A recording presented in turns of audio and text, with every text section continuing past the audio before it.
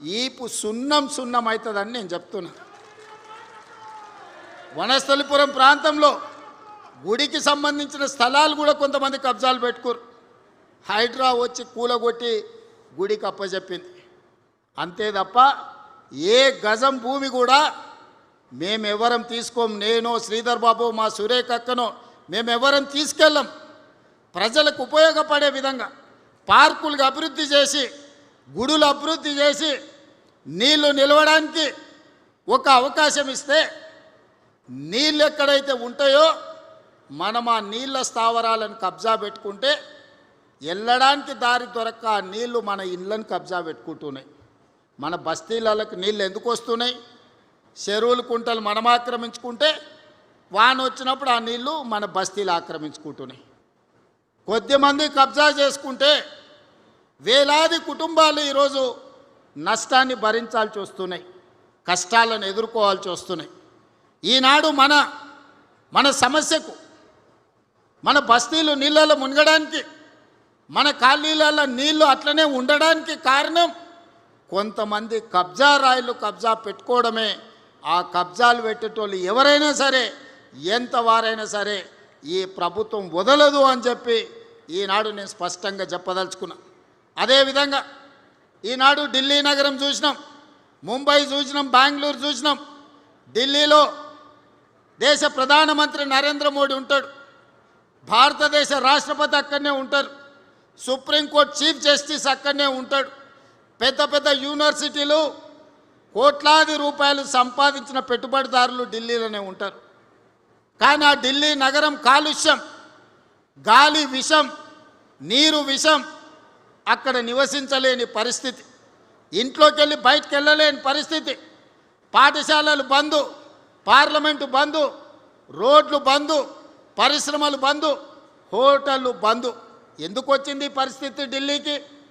అక్కడ పాలకులు పట్టించుకోకపోవడం, పాలకులు కాలుష్యాన్ని నియంత్రించకపోవడం వల్ల ఇవాళ ఢిల్లీ నగరానికి ఆ పరిస్థితి దాపురించింది. ప్రధానమంత్రి గారు కూడా ఏమి చేయలేని పరిస్థితి. ముంబైలో వర్షం వస్తే 24 గంటలు ఇంట్లోకి వెళ్ళలేని పరిస్థితి. బెంగళూరులో ఇంట్లో నుంచి బయటకు వస్తే ఎయిర్పోర్ట్ పోవాలంటే ఎప్పుడు పోతాడో, విమానం ఉంటుందా ఎగిరిపోతుందా తెలియని పరిస్థితి. అందుకే ఈనాడు మన నగరానికి ఆ పరిస్థితి రావద్దు. ఈనాడు మన నగరాన్ని గొప్ప నగరంగా, విశ్వ నగరంగా తీర్చిదిద్దుకోవాలి, అంతర్జాతీయ ప్రమాణాలతో అభివృద్ధి చేసుకోవాలనే ఒక గొప్ప లక్ష్యంతో ఈనాడు మూసీ నది పునరుజ్జీవన కార్యక్రమాన్ని పెట్టుకున్నాం. మూసీని ప్రక్షాళన చేస్తామంటే ఈనాడు మనకు అడ్డం పడుతున్నారు. ఆయల్ల చాదర్ఘట్ ఆ ప్రాంతంలో మూసీ నది ఒడ్డున ఉన్న వాళ్లకు ఆనాడు అక్కడ ఉన్న ఇండ్లన్నీ టీకేఆర్ కాలేజీ దగ్గరికి తరలించిండ్రు. ఏదన్నది నందనవనం. ఆయల్ల నందనవనానికి వెళ్ళమంటే వాళ్ళందరూ చాలా దుఃఖానికి లోనైన. ఇవాళ నందనవనం ఓట్లు లేకుండా ఎవరు ఎమ్మెల్యే కాని పరిస్థితి వచ్చింది. ఎవరిక్కడ ఎమ్మెల్యే కావాలన్నా మొట్టమొదట నందనవనంకి పోయి అక్కడ ఉన్న వాళ్ళకి దండం పెట్టుర్రా నాయన అని చెప్పుకునే పరిస్థితి. ఎంపీగా నిలబడ్డప్పుడు నేను కూడా నందనవనానికి పోయి మా అక్కలందరినీ ఆడగలిచి వచ్చినాను. ఇవాళ నందనవనానికి ఒక ప్రత్యేకత వచ్చింది. తీగల కృష్ణారెడ్డి కాలేజీ ప్రాంతంలో ఈరోజు ఫ్లైఓవర్లు వేసుకున్నాం. ఈరోజు ఔటర్ రింగ్ రోడ్ వచ్చింది, రోడ్ల వెడల్పు కార్యక్రమం అయింది. ఇవన్నీ కూడా ఆనాడు ముందు చూపుతో చేయకపోయిన ఉంటే, హైటెక్ సిటీ కట్టకపోయిన ఉంటే, ఔటర్ రింగ్ రోడ్ అంతర్జాతీయ ఎయిర్పోర్టు నిర్మించకపోయిన ఉంటే, ఐటీ ఫార్మా కంపెనీలు తేకపోయిన ఉంటే ఇవాళ అంతర్జాతీయ స్థాయిలో మనకి గుర్తింపు వస్తుండేనా? ఆయల్లో కూడా కుట్రలు చేసిన వాళ్ళు ఉండ్రు, కడుపులో విషం పెట్టుకున్న వాళ్ళు ఉండ్రు, కాళ్ళల్లో కట్టెలు పెట్టిన వాళ్ళు కూడా ఉండ్రు ఆయల్ల.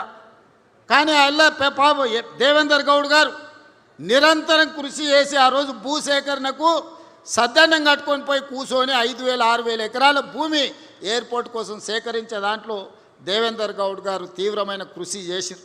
ఇవాళ ప్రపంచ చిత్రపటంలో శంషాబాద్ ఎయిర్పోర్ట్ వచ్చిందంటే దేవేందర్ గౌడ్ లాంటి వాళ్ళ కృషి ఎంతో ఉంది.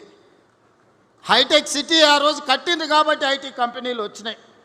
మరి నేను మా సోదరులను అడుగుతున్నా, మా ఎల్బీ నగర్ సోదరులు నాకు కుటుంబ సభ్యులతో సమానం.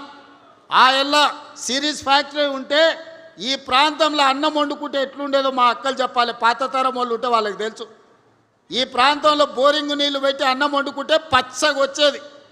సిరీస్ కంపెనీ దెబ్బకు ఈడ ఇండ్లు ఎక్కడెక్కడికి పోయి భూముల విలువ లేకుండే.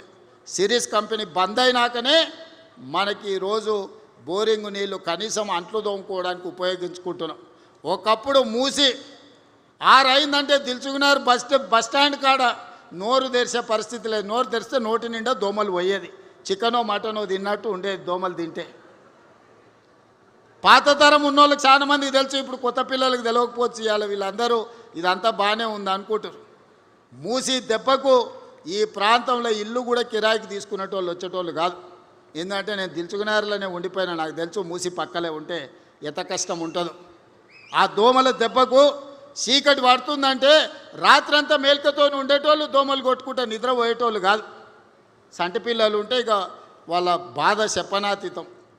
అందుకే ఇవాళ మూసి ప్రక్షాళన చేయాలని, రోడ్లను విస్తరించుకోవాలని, చెరువుల నాలాలను కుంటల్ని కబ్జాలను తొలగించాలని, ఒక మంచి వాతావరణం కాలుష్యరహితమైన నగరాన్ని ఈరోజు మన ప్రజలకు ఇవ్వాలని ప్రభుత్వం ప్రయత్నం చేస్తుంది. ఇవాళ మనకు నగరం విస్తరిస్తుంది, అవసరాలు పెరిగిపోయినాయి. అందుకే ఈ ప్రాంతంలో 30,000 ఎకరాలలో భారత్ ఫ్యూచర్ సిటీ కట్టుకుందామంటే మీకు భారత్ ఫ్యూచర్ సిటీ వద్దు, మీకు మొత్తం కాలుష్యం ఉండే కెమికల్ ఫ్యాక్టరీలు కట్టుండి సిరీస్ లాంటి ఫ్యాక్టరీలేనంట ఒక 1000 ఫ్యాక్టరీలు తెచ్చాడు కడతాడంట. ఒక ఆయన తాటి సెట్ చెప్తున్నాడు. అక్కడ ఫార్మా కంపెనీలే ఉండాలి, మేము వచ్చినాక ఫ్యూచర్ సిటీ రద్దు చేస్తున్నామని. మీ ఫ్యూచర్ని ఎప్పుడో ప్రజలు రద్దు చేసిర్రా నాయన. ఒక ఆయన ఫామ్ హౌస్ పోయిన ఇంకొక ఆయన సెట్లంబడి తిరుగుతున్నాడు. ఫ్యూచర్ లేనివాడల్లా ఫ్యూచర్ సిటీ రద్దు చేస్తా అంటున్నాడు. నువ్వు మళ్ళీ వచ్చేసారి సిద్దిపేట గెలితే కదా ఇవన్నీ మాటలు ముచ్చట్లు. నేను ఈ ప్రాంతాన్ని, నా ఊరు ఇక్కడి నుంచే పోయేది. ఈ బాధలు నాకు తెలుసు. నేను ఇక్కడనే చదువుకున్నప్పుడు ఇక్కడనే ఉన్నా. నేను ఇక్కడ ఎవరు ఉంటారు, ఎవరికి ఏం కావాలి. నేను జూబ్లీ హిల్స్లో ఉండొచ్చు, కానీ ఇక్కడ ఎల్బీ నగర్లో ఉన్న మా వాళ్ళందరికీ కాలుష్యం ఇస్తే, ఇక్కడ మొత్తం జీవించలేని పరిస్థితి కల్పిస్తే ఊర్లలో భూములు అమ్ముకొని 100 గజాలు 200 గజాలు 300 గజాలలో ఇండ్లు కట్టుకున్నారు. వాళ్ళందరూ ఏం కావాలి? దీన్ని మళ్ళీ కాలుష్యం చేసుకుందామా? ఫార్మా కంపెనీలు మళ్ళీ సిరీస్ లాంటి ఫార్మా కంపెనీలు ఇక్కడ తెచ్చుకుందామా? ఒక్క సిరీస్ కంపెనీ ఉంటేనే మన బతుకులు ఆగమైనాయి. ఆ ఎల్లా దాన్ని వదిలించుకోవడానికే దేవుడు దిగి వచ్చినంత పని అయింది.